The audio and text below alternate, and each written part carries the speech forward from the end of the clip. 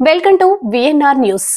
రాజకీయం అంటే అధికారంచే లాయించడం కాదు, ప్రజలు ఇచ్చిన అధికారాన్ని వారి సంక్షేమానికి, ప్రజల అభివృద్ధికి వినియోగించడం అంటూ తెలుగుదేశం పార్టీ వ్యవస్థాపకులు నందమూరి తారక రామారావు ఆశయాలను పుణికిపుచ్చుకొని రాజకీయాల్లో అరంగేట్రం చేసి గ్రామ స్థాయి నుంచి మండల స్థాయి వరకు పదవులు నిర్వహించి నిత్యం ప్రజలకు అందుబాటులో ఉంటూ వారి సమస్యలను పరిష్కరిస్తూ ఎన్ని కష్ట నష్టాలు ఎదురైనా పార్టీకి వీర విధేయుడుగా ఉంటున్నారు. ఆయనే కరణం శ్రీనివాసులు.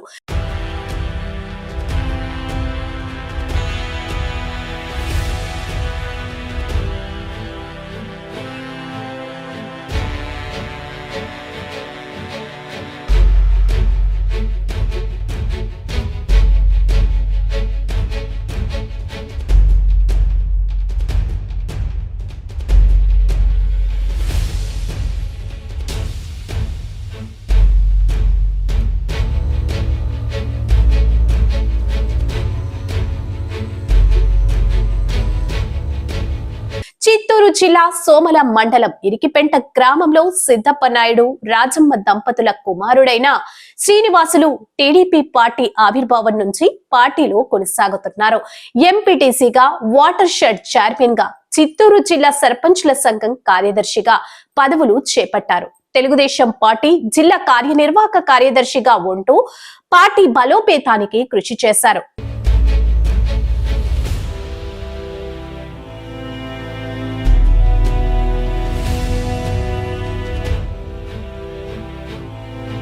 గత 5 సంవత్సరాలలో వైసీపీ పాలనలో ఆటుపోట్లకు గురైన పార్టీ అధికారంలోకి వచ్చేదానికి శక్తి వంచన లేకుండా కృషి చేశారు. మండలంలో తనకంటూ ఒక ప్రత్యేక గుర్తింపును తెచ్చుకొని పొంగునూరు నియోజకవర్గ టీడీపీ ఇన్ఛార్జ్ చల్లా రామచంద్రారెడ్డి ఆశయాల మేరకు పార్టీ పటిష్టలకు ప్రభుత్వ పథకాలను ప్రజల్లోకి తీసుకెళ్లడానికి కృషి చేస్తున్నారు.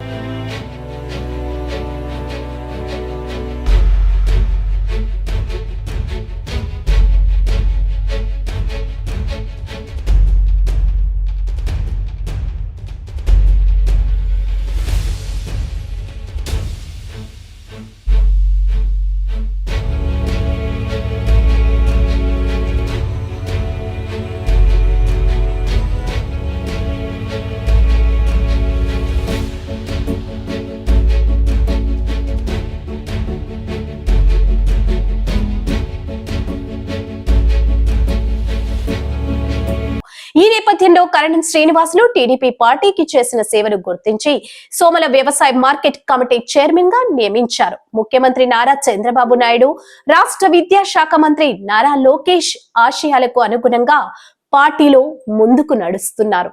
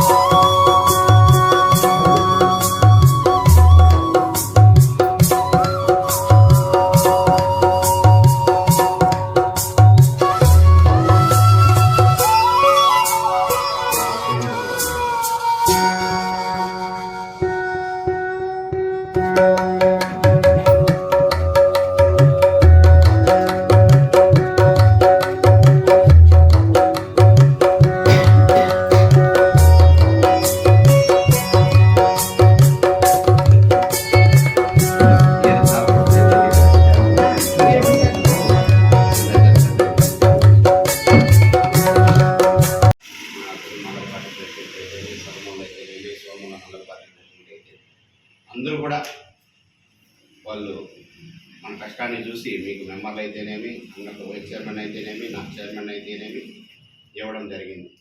ముఖ్యంగా మనం చేయాల్సింది మెంబర్లు కానీ వైస్ చైర్మన్ కానీ మేడం 10 కోట్లు పెట్టి ఒక మార్కెట్ కట్టినారు. చుట్టుపక్కల మనము కలికిరి కన్నా పోవాలా, పొంగనూరు కన్నా పోవాలా, పలమనేరు కన్నా పోవాలా, ఓటిపల్లి క్రాస్ కన్నా పోవాలా మన టమాటాలు సదుము సోమలవి.